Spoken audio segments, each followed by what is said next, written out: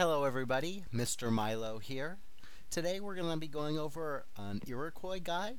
This is a VOD voiceover demo of me playing. You can see my mouse actions and things I'm doing with the keyboard. This is a game of me as Iroquois against Odie. He's Dutch and the map is Silk Road.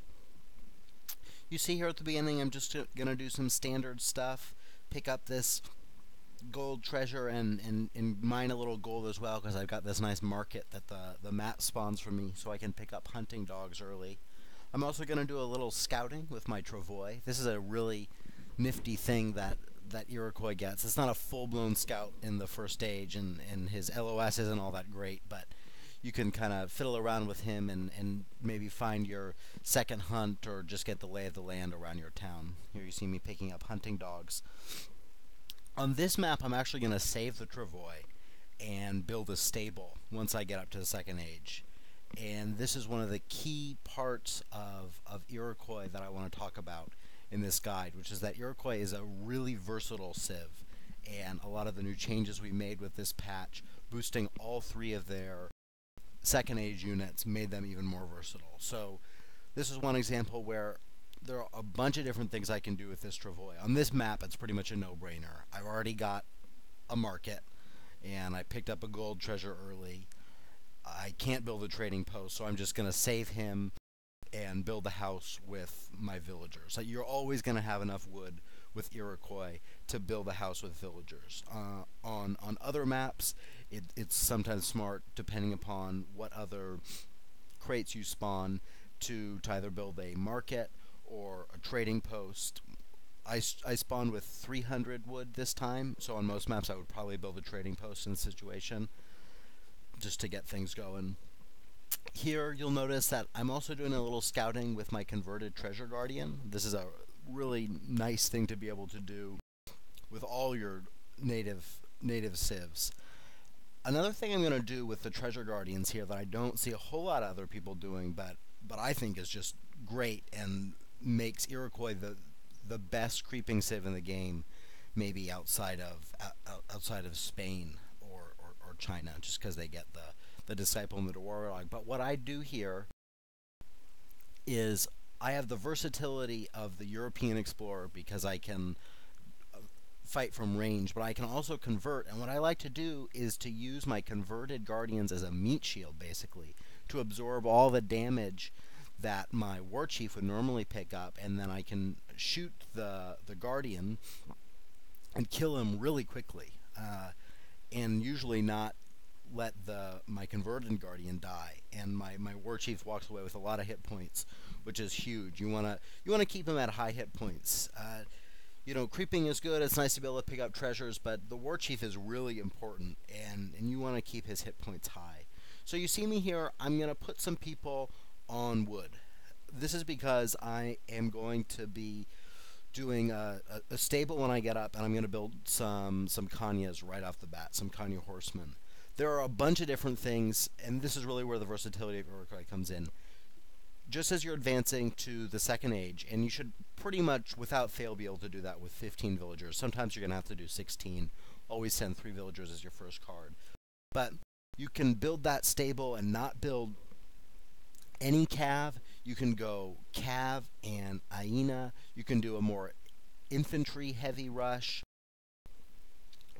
with tomahawks. Maybe use your big button and hyena. I'm going to do hyena and Kanya in this game, which is a really strong combo. You've got great cards for all 3 of those units. In this deck I have 7 hyena, 6 tomahawk, and 4 Kanya. Sometimes in some decks you might even want to have 6 hyena in there. Really solid H2 shipments. Just a quick note here, you see me putting this second hunt back towards my town center, and I'm going to use my war hut to secure that. I'm not going to put it out too far because I'm not going to rush really hard, and if he pushes me back, I don't want to be super vulnerable, but I'm definitely going to grab some map control. So not only do you have all these great second age military shipments, but you also have 5 and 4 villager cards to send. Here I'm going to send 5 villagers as my first card. I'm playing against Dutch. This is a good idea against any civ like Dutch because I know he's not going to rush me, basically. I've scouted his town here. Keep your people in his town when he's just advanced to the second age. That's huge against any civilization. Even if you have a pretty good feel with what they're doing, for example, against Japan, they're almost always going to build that barracks first. Have your explorer, maybe a couple converted guardians just running around so you know where that barracks is and just what he's doing. Here, I know I'm not being rushed, so I'm just going to send that 5 villagers, get my eco going, and also be building some Kanya at the same time so I can go and harass him. But, so in this game, I'm going to do a Kanya Aina strat. Like I said, you can go heavy age 2. Iroquois also has a really nice fast fortress where you can send 600 gold or 5 villagers as your first card in the second age. I've been doing a strategy recently that I really liked where if I have a trading post, I'll send 600 gold, and then right after that, I'll send 5 villagers. So I'm going to get up to the third age at like 630, but I'm going to have 22, 23 villagers. It's a really solid strat.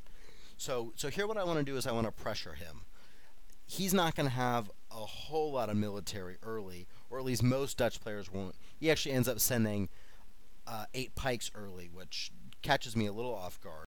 You see them over here on the mini-map with my horses. But skirmishers train relatively slowly. See, he's only got 5 out, and I'm able to micro my cav. I don't want them all bumping into each other, so you see how I break them up into smaller groups, and then position my Inas and War Chief well, so I can pick off some pikes, and then I get out of there. There's no sense in trying to fight and fiddle around.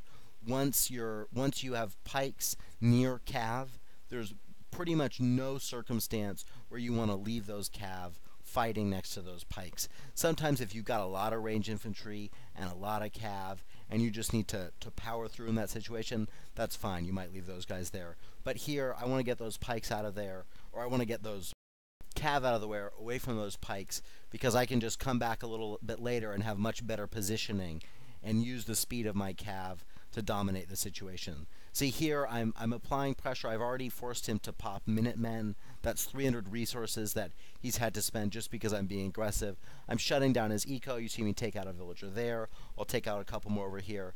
Another nice little trick, the Iroquois War Chief and his crack shot is great for taking out Minutemen. As you just see, 4 of them fall right there. It's just an excellent use. One of the really nice things about the age-up politician I used, and I didn't talk about that, but I always use 200 food, 100 wood, 100 gold when I go up to the second age, is that it gives you enough gold with a little extra mining to get the first lumber upgrade, which is really nice because a lot of the Iroquois second age units are wood heavy.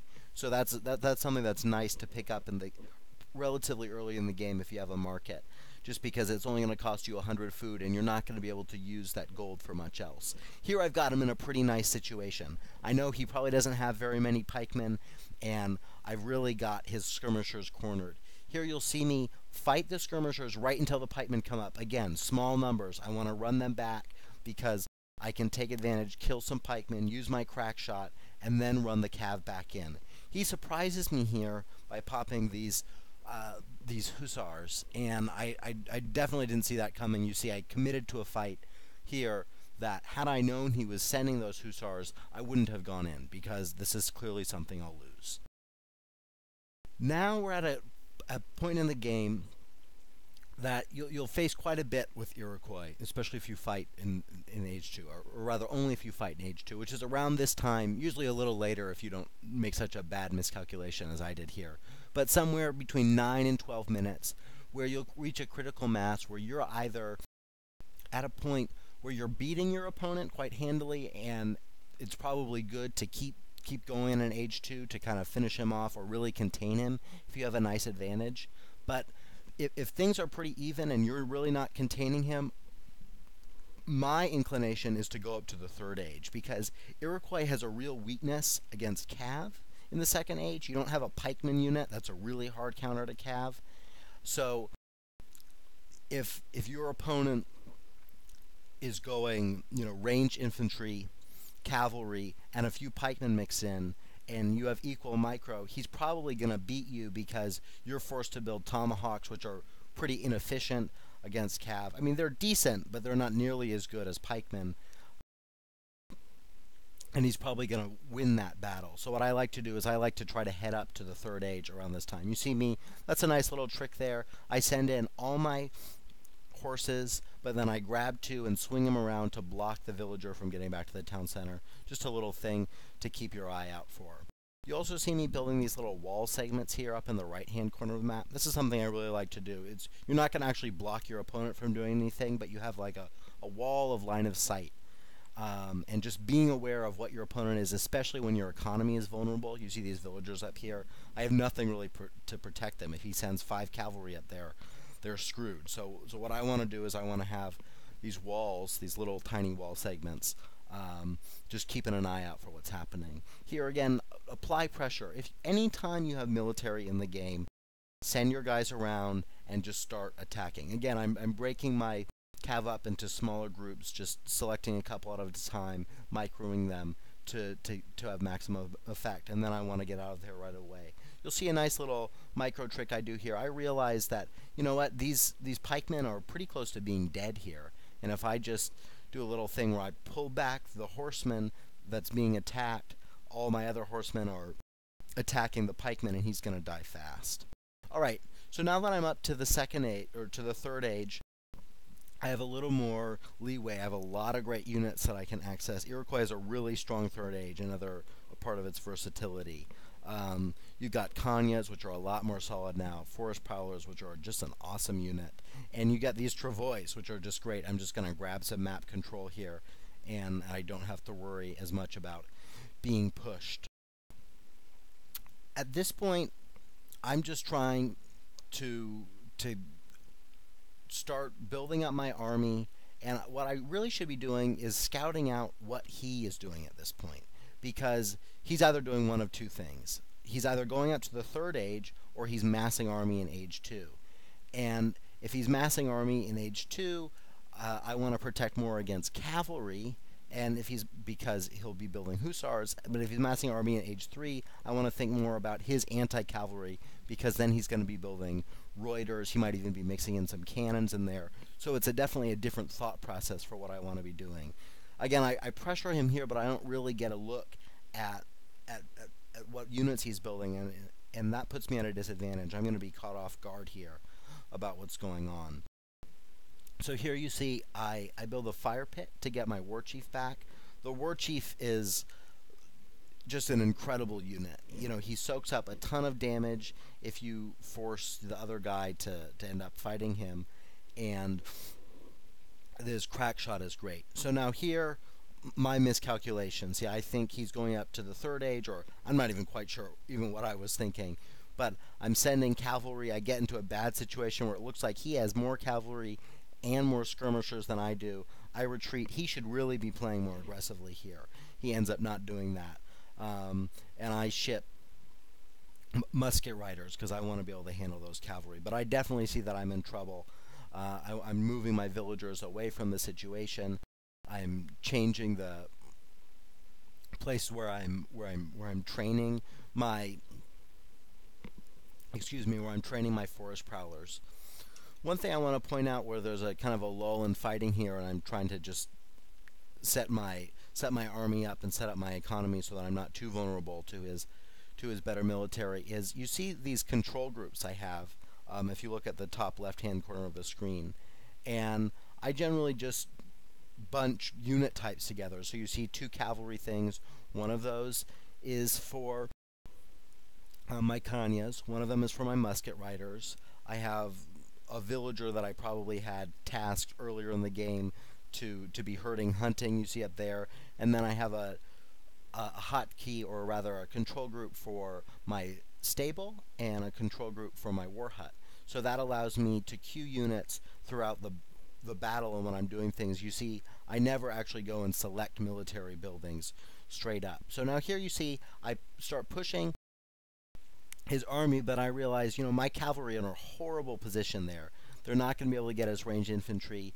His cavalry are going to cut me off, and if I want to try to fight him with my musket riders, they're just going to be really easy targets for his skirmishers. So I just get away from that battle. Again, here he should be playing more aggressively, and you see him, he starts to push. Here I can use my war chief. See, this is great. He can't really fight me here because he doesn't have his cavalry, but he wants to come up and give some volleys, and I use my war chief crack shot and kill like 4 of his skirmishers. So here you see me, I'm just trying to be aware of where his army is. My economy is really vulnerable. You see, he can easily, if he pushed me up towards the right, he would definitely get some villagers, and even to the left too, but he doesn't really know where I am, and here I have all these walls, these little wall segments to help me have a better idea of what's going on. One thing that you might have seen me do before I sent that 5 courier card is to use the market, and I go to it sometimes when your economy is a little out of whack and you need to get resources for one unit or a shipment really quickly. I suggest buying or selling from your market. It's not the most efficient way to go, but those resources aren't helping you if you're not spending them. So that's something that I think a good player will do, and will be able to recognize situations where that's important. See, here I'm pushing again. Pretty good spot for my cavalry, but here he brings over both his cav and his pikemen, so I bring my cavalry back, get some shots on his hussars with my musket riders. Now I'm in a good position. I'm able to cut off his pikemen. Here you see me selecting small groups of forest prowlers and shooting pikemen and moving my cav in. They're in a good place, and I'm able to move up my musket riders and start killing hussars. Again, I'm just trying to micro my forest prowlers onto any pikemen that I see. Here is kind of difficult to find them, and to try to keep my musket riders alive. And this is essentially GG here. I beat his army. He's in the second age. The game is over. I hope you enjoyed watching today, and that you'll check out my Iroquois guide on agecommunity.com. I explain some of these things a little bit more, some of your different options, and why Iroquois is great. I hope you're enjoying the new patch, and I'll see you on ESO. Great. Thanks. Bye-bye.